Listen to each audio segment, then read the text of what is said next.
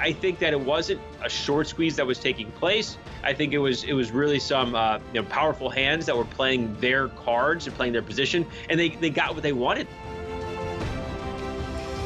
Hey everyone, this is Elijah K. Johnson with the Miles Franklin Market Update, and back with us today is Bill Baruch, the president of Blue Line Futures.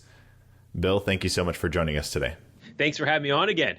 Definitely. And I'd like to get your take kind of what's happening in the silver market with the, attempted silver squeeze last week. And then we're still seeing kind of a rally beginning this week.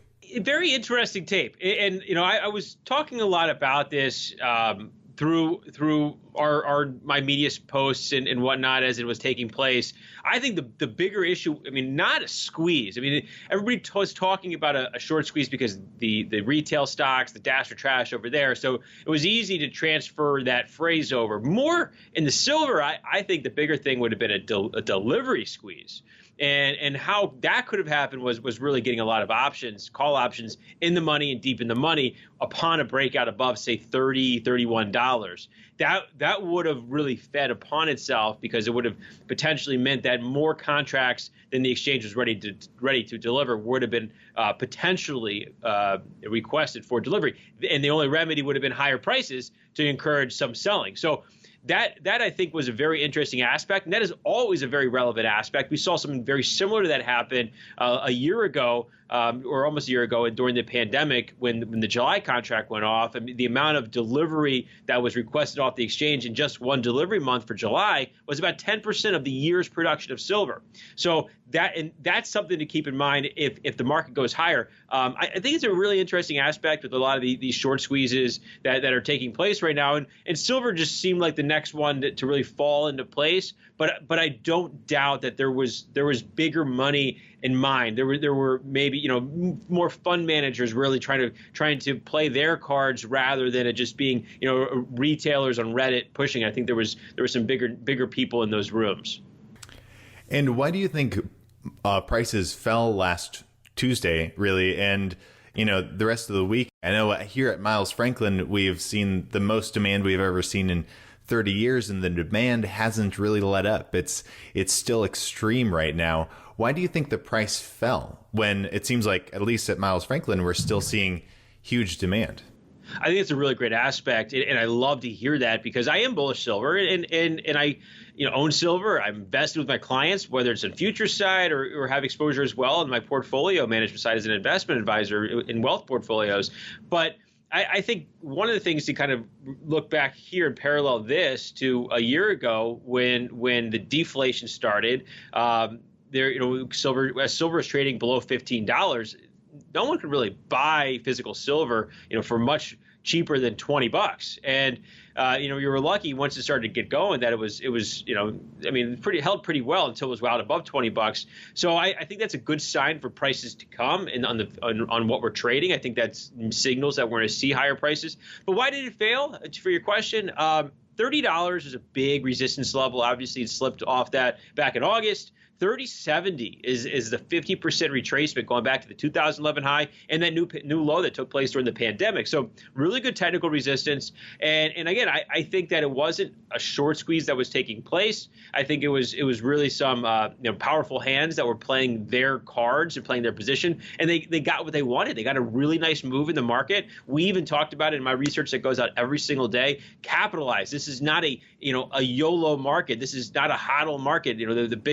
The crypto terms. You need to capitalize on these big moves, and if you do, then you're able to buy in the weakness. One of the things in hindsight that really stood out too was gold, and I noticed it while it was happening. Gold did not join the party, and gold is really struggling in this inflationary environment. It's not totally an inflationary environment.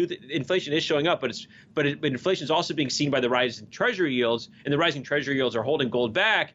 So when gold couldn't join, I think it was a very quick reason for some of those big players in silver to take their profits quickly, and that's why we saw gold get hammered.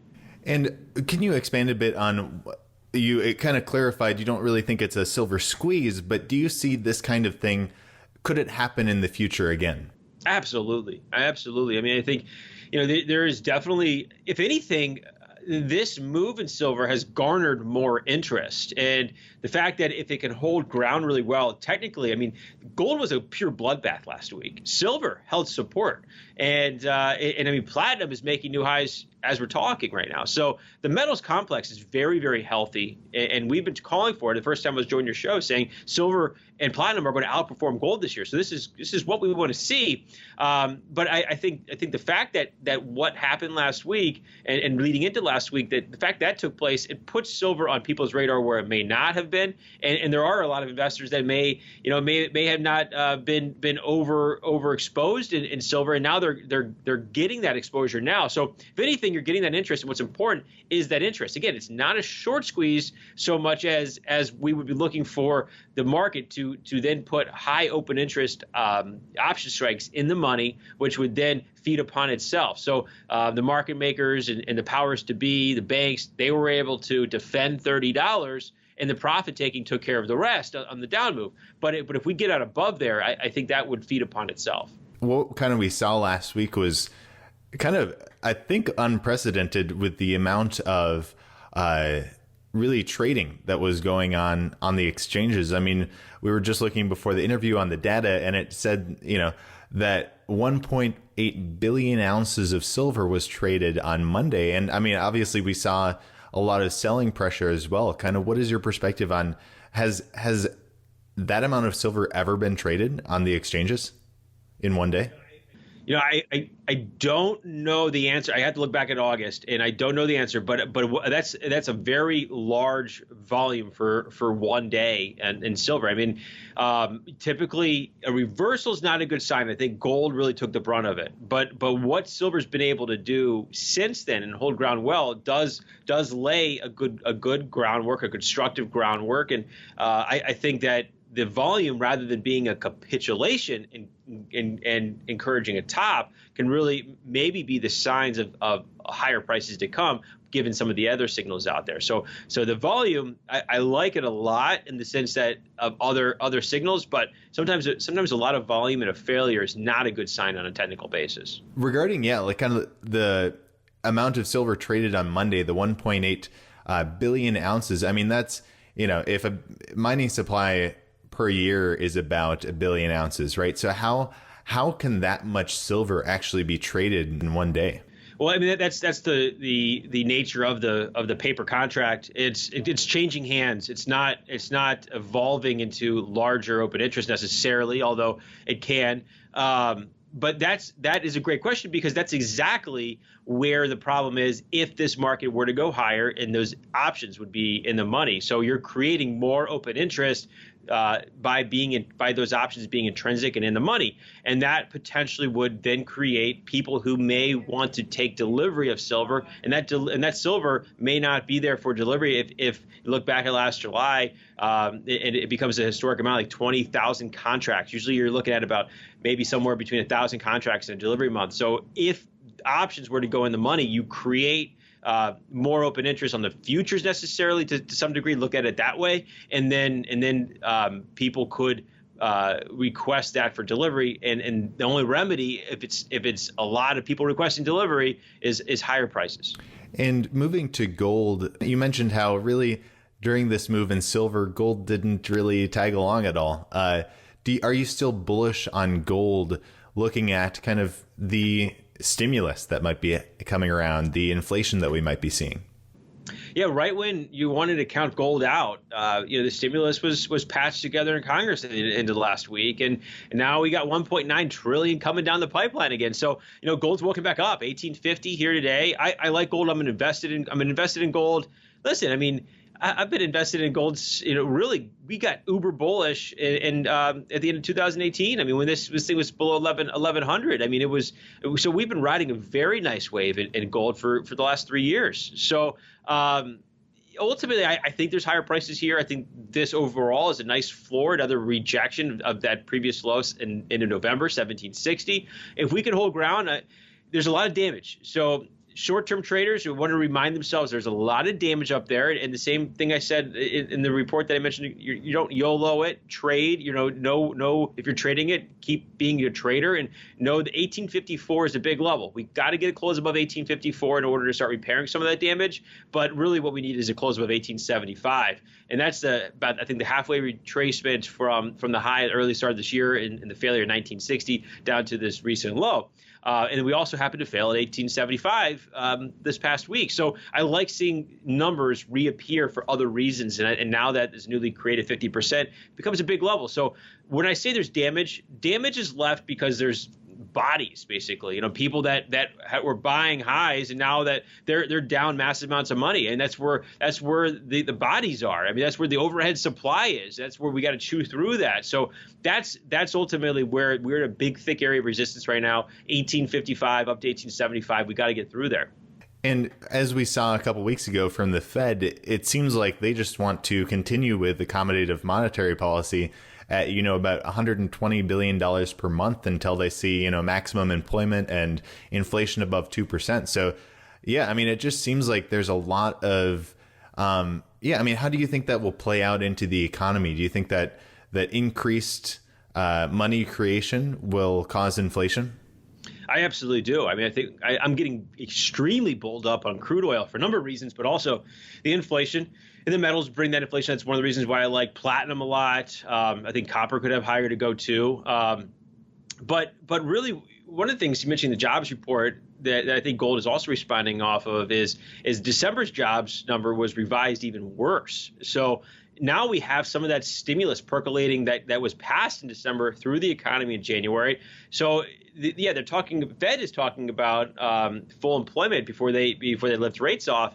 And there's now proof that we lose jobs without the stimulus. We need more stimulus. So that now more stimulus is coming down the pipeline, and fiscal stimulus, and that's a sign that this economy really can't improve without stimulus, and that's why gold's waking back up here this week. But as we're trading gold, because of that fiscal stimulus, we have been bullish on rates, bearish on the Treasury complex for really since going back to the end of September. And we've been calling for 1.25% in the 10-year. Basically, we've gotten there now, and again, a retest to the level. What I'd be worried about for gold is a quick move above the 10, above 1.25 to 1.5%. The velocity of a move for that would really hold gold back. It could really hurt risk assets in general too. But so we are short the 10-year Treasury, hedging out some of this exposure as we think the 10-year Treasury is going lower. The prices are the inverse of the yields, and it gives you a way to play inflation as those yields tick up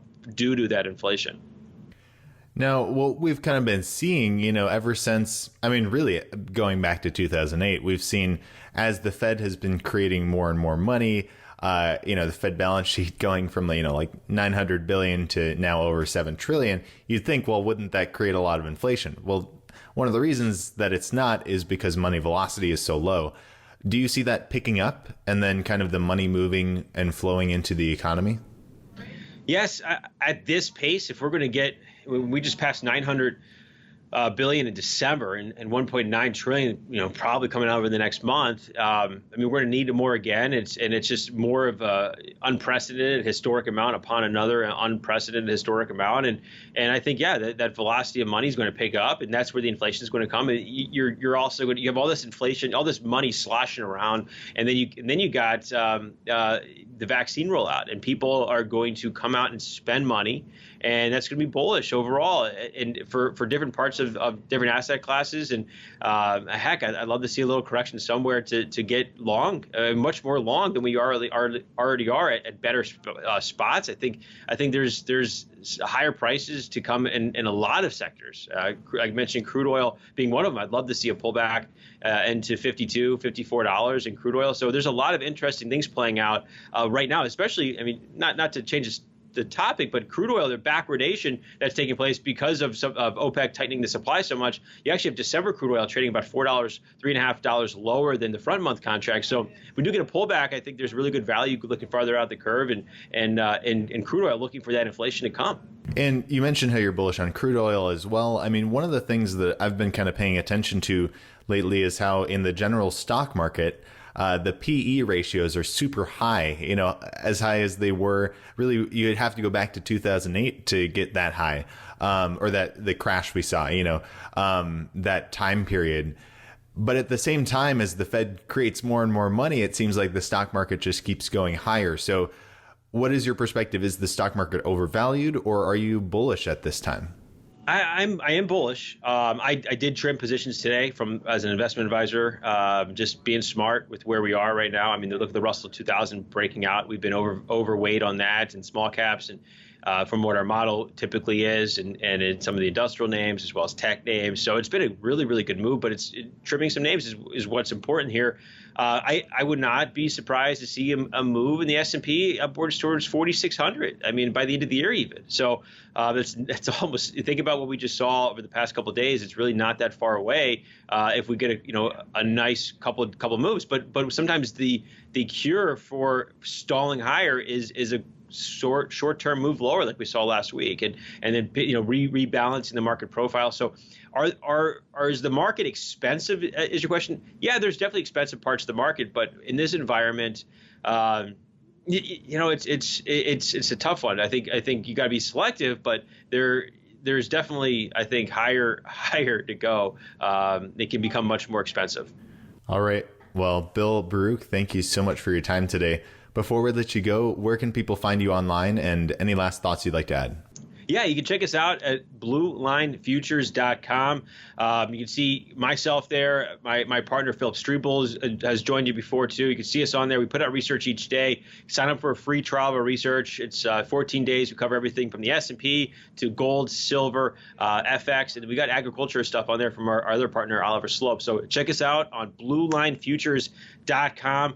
And final thoughts is ultimately looking back at what happened. I mean, we said in our research that going out, you've got to be taking profits. We always talk about taking profits in these big moves and just trimming a little bit, if not for the market not going lower, but really for the psychological nature of what it helps you with. If the market reverses and you don't take anything off, then you're just beating yourself up. But if you take that little bit off, and the market reverses, you feel like you did something right, and that helps you as tomorrow plays out, and in the next week and the next year. Once again, Bill Baruch, thank you so much for your time. Thank you.